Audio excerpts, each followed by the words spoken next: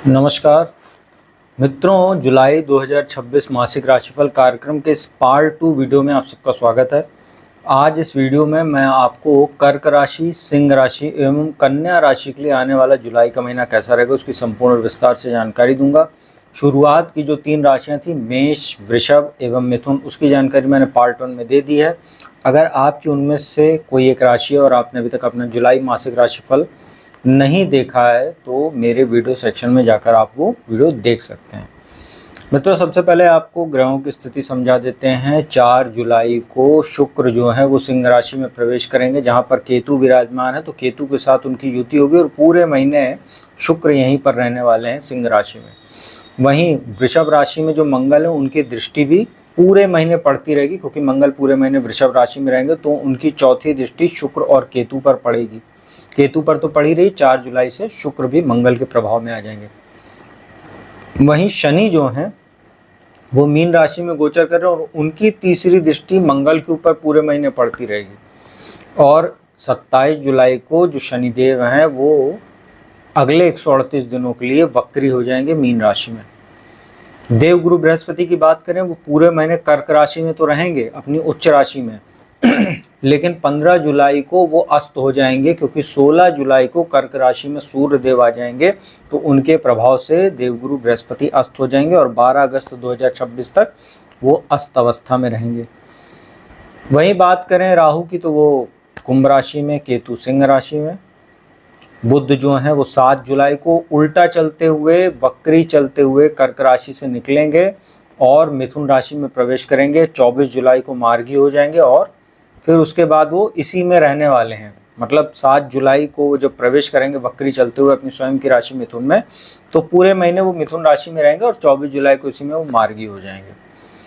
बाकी केतु सिंह राशि में है, चंद्रमा की गणना नहीं की जाती है मासिक राशिफल में, तो आपको पता ही होगा। तो यह है सभी ग्रहों की स्थिति और यह महीना इसलिए भी खास है, जैसा मैंने बताया, बृहस्पति अस्त रहेंगे 15 जुलाई से पूरे महीने और शनिदेव 27 जुलाई को वक्री हो जाएंगे 138 दिनों के लिए। तो चलिए एक एक करके राशियों की जानकारी देते हैं। पार्ट 2 में सबसे पहले बात करते हैं कर्क राशि की। कर्क राशि वालों के लिए जो महीना है ये इनकम के लिहाज से तो अच्छा है, लेकिन कुछ समस्याएं भी ये महीना आपको दिखा रहा है, क्योंकि इस समय जो आपके लगन में देवगुरु बृहस्पति बैठे हुए हैं, 14 जुलाई तक तो बड़ा अच्छा समय आपके लिए, क्योंकि हंस योग बना हुआ है, मान सम्मान आपका बढ़ रहा है, आपका जो है कहीं ना कहीं प्रभाव जो है वो, चाहे वो समाज में हो चाहे परिवार में हो, काफ़ी अच्छा इस समय देखने को मिल रहा है। आपकी बुद्धि इस समय काफ़ी शार्प है, आप कई नई डिसीजन ले पा रहे हैं। संतान के साथ आपके संबंध मधुर हैं, वैवाहिक जीवन बेटर चल रहा है, बिजनेस ठीक ठाक चल रहा है, भाग्य का बढ़िया सहयोग मिल रहा है। शनि की जो निगेटिविटी थी उसको बृहस्पति काउंटर कर रहे हैं भाग्य स्थान में। लेकिन 15 जुलाई को बृहस्पति लगन में ही अस्त हो जाएंगे। इसके बाद शनिदेव का अपना प्रभाव बढ़ेगा भाग्य स्थान में और शनि भी वक्री हो जाएंगे 27 जुलाई को। तो ये महीना जो है 15 जुलाई से आप ऐसा महसूस करेंगे कि भाग्य में अचानक रुकावट आ जाएगी। कोई बड़ा काम आपका ऐसा लगेगा कि बनने वाला था ही और वो अचानक से रुक जाएगा, या तो उसमें कुछ अड़चने आनी शुरू हो जाएंगी और कुछ दिक्कत होगी। सूर्य देव यहाँ पर जब आएंगे 16 जुलाई को आपके लगन में, तो वो चूंकि आपके सेकंड हाउस के स्वामी बनते हैं, अपनी राशि से द्विद्वादश के योग में भी रहेंगे। वैसे तो धनेश का लगन में आना अच्छा माना जाता है और लगन में सूर्य मजबूत भी होते हैं, कालपुरुष की कुंडली में पूर्व दिशा है, तो भाग्य तो आपका यहाँ पर थोड़ा कमजोर होगा, लेकिन सूर्य उसको थोड़ा बल देते रहेंगे। आपका मान सम्मान तो सूर्य बढ़ाएंगे, लेकिन यहाँ पर आपको ये ध्यान रखना है, जलीय राशि में सूर्य आ रहे हैं, चंद्रमा उनके मित्र जरूर हैं, लेकिन लगन में बैठेंगे जलीय राशि में, आपका टेम्परामेंट हाई रहेगा, छोटी छोटी बातों पर चिड़चिड़ापन, गुस्सा, क्रोध, ये सब देखने को आपको मिलेगा। और आपकी वाणी वैसे इस समय दूषित है, क्योंकि केतु सेकंड हाउस में बैठे हुए हैं और लाभ स्थान में बैठे मंगल की उनकी लगातार दृष्टि पूरे महीने पड़ती रहेगी, जो वाणी में कड़वाहट, वाणी में एक कटुता आपकी बनाई रहेगी।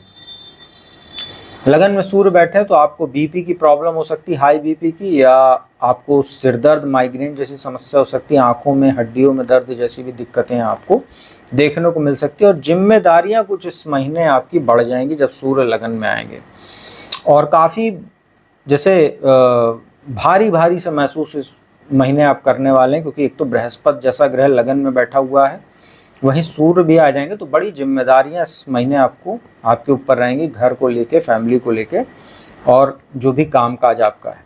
तो धन के लिहाज से देखा जाए तो इनकम आपकी इस समय अच्छी रहेगी, क्योंकि मंगल लाभ स्थान में बैठे हुए हैं और उनकी भी धन भाव पर दृष्टि। लेकिन सेविंग आपकी नहीं हो पाएगी, कुछ आपके हेल्थ पर इशू पर खर्चा हो सकता है, फैमिली में कुछ अचानक आपके खर्चे ऐसे सामने आ सकते हैं जिससे आपकी सेविंग प्रभावित होगी। बात करें शनि की, तो जब बृहस्पति अस्त हो जाएंगे 15 जुलाई को, तो उनकी जो दृष्टि शनि पर पड़ रही है वो वही प्रभावहीन हो जाएगी। तो शनि का प्रभाव अचानक से यहाँ बढ़ेगा और भाग्य में आपके अवरोध आएगा। पिता के साथ अचानक आप देखेंगे कुछ मतभेद आपका बढ़ जाएगा, वैचारिक मतभेद। लाभ में कुछ कमी देखने को आपको मिल सकती है। और जब शनि धीरे धीरे, चूंकि वक्री हो रहे हैं, 27 जुलाई को वक्री हो जाएंगे, तो यहाँ पर भाग्य में अचानक आपके कमी, पिता के साथ मतभेद, पिता का स्वास्थ्य प्रभावित होगा, जिसकी वजह से आपको मानसिक तनाव हो सकता है। विदेश संबंधी कार्यों में अचानक कुछ बाधा आ सकती है। लीगल मामलों में आपको कुछ दिक्कत देखने को मिलेगी। आपका जो पराक्रम पुरुषार्थ है वो थोड़ा सा डाउन हो जाएगा, क्योंकि शनि की दृष्टि तीसरे भाव पर है। और शत्रुओं से आपको पूरे महीने सावधान रखना, किसी प्रकार का अननेसेसरी कर्जा वगैरह लेने से भी आपको बचना चाहिए। राहु अष्टम भाव में बैठे हुए हैं।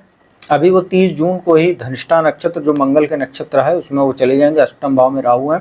पूरे महीने आपको दुर्घटना आदि के योग ये राहु बना देगा। मंगल के इसमें जब ये इनका प्रवेश होगा अगले 8 महीने के लिए, तो ये दिक्कत आपको दे सकता है। गाड़ी वगैरह चलाते समय सावधानी बरतिएगा। कुछ आपको अनएक्सपेक्टेड समस्या दे सकता है, आपको स्थान परिवर्तन करा सकता है। लेकिन अष्टम में राहु है, तो ज्ञान के लिए, अर्थात जैसे ज्योतिष है, तंत्र मंत्र, गुप्त विद्या है, रिसर्च का सेक्टर है, तो ऑकल्ट साइंस वगैरह, इस सब सेक्टर में राहु आपको विशेष बौद्धिक क्षमता आपकी बढ़ाने का काम करेगा, आपको लाभ देगा। और अचानक राहु धन लाभ भी करा सकता है, शेयर मार्केट से लाभ करा सकता है, इनहेरिटेंस का लाभ करा सकता है, ससुराल पक्ष से आपको कोई लाभ करा सकता है। लेकिन अचानक हानि भी हो सकती है, अगर आपने कोई बिना सोचे समझे आपने कोई इन्वेस्टमेंट बड़ा करने की सोची है, शेयर मार्केट आदि में, जुआ सट्टा शेयर लॉटरी में अगर आपने पैसा लगाया, पैसा आपका राहु डुबा भी देंगे, क्योंकि राहु का काम है अर्श से फर्श पर पहुंचाना और फर्श से अर्श पर लाना। ये सब जो काम है वो राहु के अंतर्गत आता है। तो बुध की स्थिति देखें तो बुध आपके लगन में है, इसके बाद वो उल्टा चलते हुए 12वें भाव में आ जाएंगे और वहीं पर 24 जुलाई को मार्गी हो जाएंगे। विदेश संबंधी कार्यों में आपको कुछ लाभ बुध दे सकते हैं, क्योंकि स्वराशिस्थ है। वैसे तो बुध आपके लिए कमजोर भी होते हैं, कारक भी नहीं होते हैं, 12वें भाव में वैसे ही कमजोर होते हैं, तो कुछ लाभ आपको देंगे ये। और आपको बस ये ध्यान रखना है, किसी प्रकार के वाद विवाद में खुद को नहीं पड़ना है इस महीने, अननेसेसरी खर्चा नहीं करना है, तो ठीक रहेगा आपके लिए ओवरऑल। और टैक्स वगैरह आप सही समय पर भरें, कोई आपकी देनदारी उसको सही समय पर चुका दें, नहीं तो 12वें में बैठा बुध आपको कोई दिक्कत दे सकता है, आपकी मानहानि भी करवा सकता है।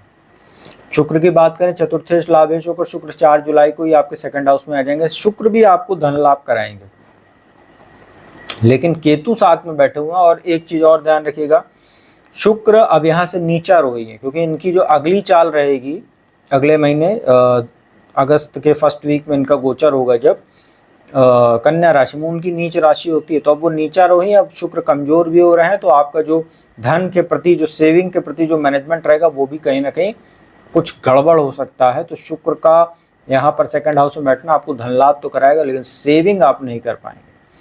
तो कर्क राशि वालों के लिए अगर देखा जाए तो 14 जुलाई तक का समय ठीक है। कोई आपका काम, बड़ा काम है, उसको आप कर सकते हैं, और कुछ नया स्टार्ट करना है उसको भी ठीक ठाक आपके लिए समय। लेकिन उसके बाद बृहस्पति अगले 28 दिन के लिए अस्त रहेंगे, समय अच्छा नहीं है। शनि वक्री हो जाएंगे, वो भी समय आपके लिए अच्छा नहीं है। राहु अष्टम में है, प्रभावशाली है इस समय, वो भी समय आपके लिए ठीक नहीं रहेगा। तो 14 जुलाई के बाद से स्थितियाँ आपके लिए थोड़ी निगेटिव बनेंगी। आप पूरे महीने भगवान शिव की पूजा उपासना करते रहिए, तो आपके लिए अच्छा रहेगा, और हनुमान जी की पूजा उपासना कीजिए। दूसरी राशि सिंह की बात करते हैं। सिंह राशि वालों के ऊपर शनि की ढैया चल रही है। यह महीना आपके लिए चुनौतियों को बढ़ाने वाला है।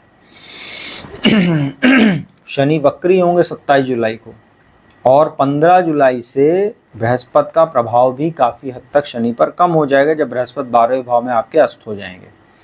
और आपके लग्नेश जो सूर्य हैं वो लाभ स्थान से निकलकर 16 जुलाई को 12वें भाव में आ जाएंगे। तो इस महीना, जो महीने की शुरुआत है वो तो कुछ ठीक है, लेकिन महीने का जो आधा भाग है 15 जुलाई के बाद से, और उसके बाद जो पूरा महीना बचेगा 15 दिन 16 दिन, वो आपके लिए स्थिति अच्छी नहीं है। खर्च में भी बढ़ोतरी है, मानसिक तनाव भी बढ़ेगा, हेल्थ इशू ये सब आपको देखने को मिलेगा। किसी वाद विवाद में भी आप पड़ सकते हैं, क्योंकि सूर्य 12वें में आ जाएंगे। हड्डियों में दर्द, अनिद्रा की शिकायत, आंखों में दिक्कत, ये सब दिक्कतें आपको देखने को मिलेंगी। शनि अष्टम भाव में है और ये दिक्कत आपको देते रहेंगे।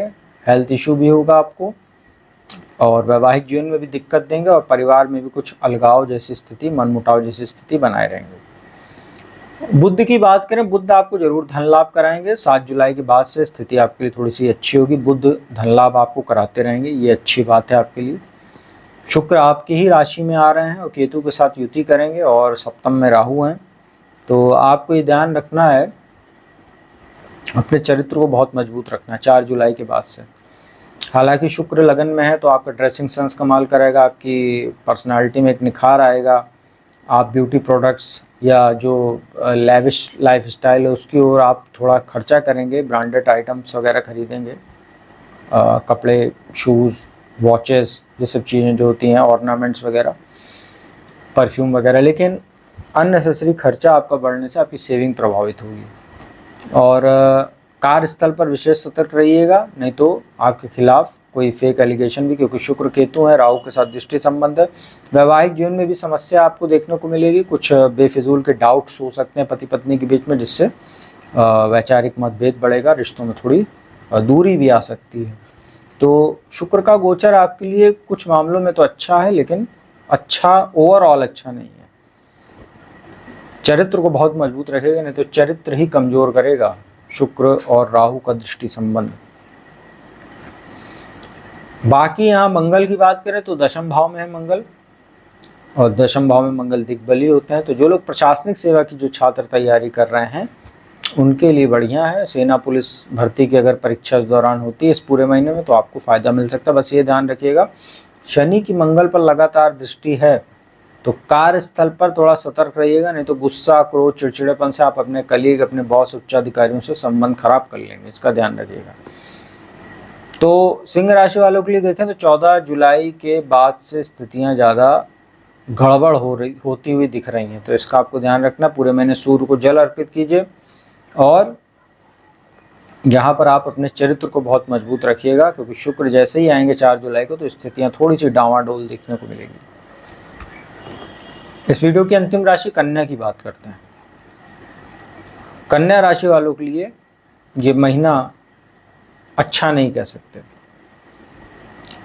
शुक्र केतु के साथ युति में आ जाएंगे 4 जुलाई से, आपके चरित्र को कमजोर करेंगे, भोग विलास में आपका मन ज़्यादा लगेगा, खर्चा आपका अननेसेसरी बढ़ जाएगा, बेफिजूल की चीज़ों में आपका मन लगेगा। छात्रों के लिए ये महीना अच्छा नहीं है। शनि की बात करें, शनि सप्तम भाव में 27 जुलाई से वक्री हो रहे हैं। वैवाहिक जीवन में तनाव दे सकते हैं, बिजनेस में अप्स एंड डाउन्स अचानक आपको देखने को मिल सकता है, कोई फाइनेंशियल लॉस की भी स्थिति बन सकती है, और हेल्थ इशू भी आपको देखने को मिलेगा। संतान के साथ भी कुछ मतभेद होगा। वहीं बृहस्पति की बात करें, लाभ स्थान में बृहस्पति हैं, अस्त हो जाएंगे 15 जुलाई से, तो लाभ में कमी करेंगे, सुखों में कमी करेंगे, और वैवाहिक जीवन में भी डिस्टर्बेंस क्रिएट करेंगे, क्योंकि शनि के ऊपर जो दृष्टि पड़ रही थी सप्तम भाव पर बृहस्पति की, वो थोड़ी प्रभावहीन हो जाएगी, थोड़ी क्या प्रभावहीन हो जाएगी अगले 28 दिनों के लिए। सूर्य 12वें के स्वामी होकर लाभ स्थान में आ जाएंगे, तो विदेश संबंधी कार्यों में आपको जरूर लाभ होगा, इसमें कोई दो राय नहीं है। खर्चा आपका बढ़ेगा, लेकिन उसी अनुपात में सूर्य आपको थोड़ा बहुत धन लाभ भी बढ़िया कराते रहेंगे, तो ये स्थिति थोड़ी सी बेटर है। बुध की बात करें, बुध 7 जुलाई से आपके दशम भाव में आकर भद्र योग बना देंगे, लग्नेश और दशमेश शुक्र दशम भाव में। ये अच्छा है आपके लिए। जो लोग management, banking, finance sector, share market, real estate आदि सेक्टर जुड़े हैं, प्रिंटिंग प्रेस का काम करते हैं, वाणिज्य से जुड़ा काम करते हैं, अकाउंटेंसी या कॉमर्स फील्ड से जुड़े हुए हैं, या ज्योतिष का काम करते हैं, कंसल्टेंसी, एडवाइजरी वगैरह का काम करते हैं, उनके लिए 7 जुलाई से स्थितियाँ काफ़ी अनुकूल हो जाएंगी। उसके बाद यहीं पर वो 24 जुलाई को मार्गी भी हो जाएंगे, तो अच्छी अपॉर्चुनिटीज़ आपके लिए देने का काम करेंगे। तो बुध की स्थिति आपके लिए 7 जुलाई से बड़ी अच्छी हो जाएगी। बाकी राहु की बात करें तो छठे भाव में है राहु और शत्रु अंता योग है। तो शत्रु अंता तो है, लेकिन शत्रुओं से आपको बेफिजूल में भिड़ने की कोई आवश्यकता नहीं। तो आपका मानहानि भी होगी, आपका समय भी व्यर्थ होगा और हो सकता है किसी वाद विवाद की वजह से आप लीगल मामले में फंस जाए। तो अननेसेसरी चीज़ों में आप अपना समय व्यर्थ मत कीजिएगा, तो अच्छा है। बाकी कन्या राशि वालों के लिए देखें तो 15 जुलाई के बाद से थोड़ी सी स्थितियां खराब होंगी। आपको भगवान श्री हरि विष्णु की पूजा उपासना करते रहना चाहिए। विष्णु सहस्त्र नाम का पाठ कीजिए, पीली वस्तुओं का हर बृहस्पतिवार को दान कीजिए, तो आपके लिए महीना ठीक ठाक निकल जाएगा। तो मित्रों, यह था शुरुआत की 3 राशियों के बाद कर्क, सिंह और कन्या राशि का राशिफल। जुलाई महीना कैसा रहेगा उसकी जानकारी दी, उपाय भी बता दिया है। वीडियो अच्छी लगी तो उसको लाइक कमेंट शेयर कीजिएगा। कुंडली विश्लेषण के लिए मेरा नंबर डिस्क्रिप्शन स्क्रीन पर उपलब्ध रहता है, तो संपर्क कीजिए, अपॉइंटमेंट लीजिए। कुंडली विश्लेषण का लाभ देश दुनिया के किसी भी कोने से आप मेरे द्वारा प्राप्त कर सकते हैं।